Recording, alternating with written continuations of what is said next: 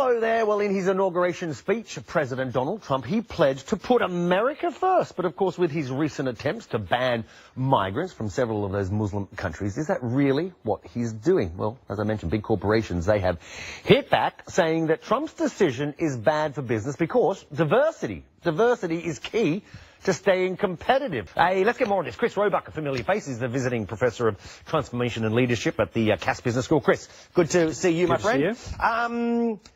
A fairly general question, but, you know, what sort of impact does it have on business, something like this travel ban? It's unpredictable. This is about talent above all. Yeah. The idea that the US is the home of global talent, it's where people go to enhance their careers. And if you look at what talent does for organizations, some of the figures would suggest that the top 5% of talent sort of produces 20% of the success of the organization. Right. So this has a significant impact. The critical thing, though, is which companies is it likely to affect? It's not likely to affect those core constituencies of Trump in terms of mining or the steel industry, right, but it will affect universities and, as we've seen from the list, tech and all the rest of it. Yeah. When you have people like Blankfein coming out and saying this is not good, particularly with those organizations knowing what Trump's responses are likely to be on Twitter, if they criticize him, they obviously think it's really, really important. The critical question is what's happening now and what's happening in the future.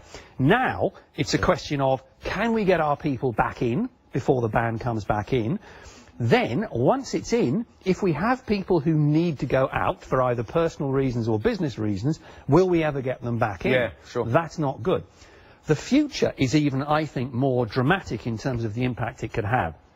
Because it's then not just about the process of how do we get talent in from those 7 countries, but it's about what does this do to the brand of USA. This tarnishes the brand, right? Brand yes. USA. So yeah. People, do you think this could put pressure on people to, even if they are not from the 7 countries, but they're invited to work or do business in the United States, they may actually think twice about going?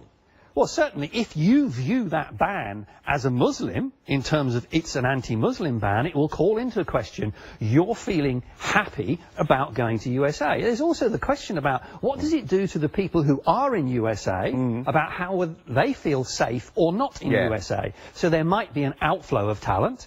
Then you can measure that, but you cannot measure the people who decided not to come because they decided brand USA was tarnished, but not just from Muslim countries.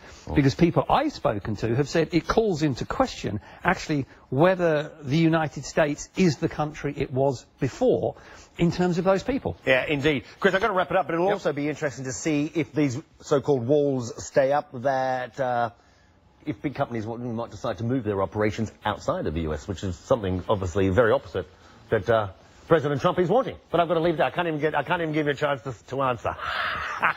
Thanks, Chris. Chris Roebuck joining me there. Hey, stay with us on BBC World News, still to come.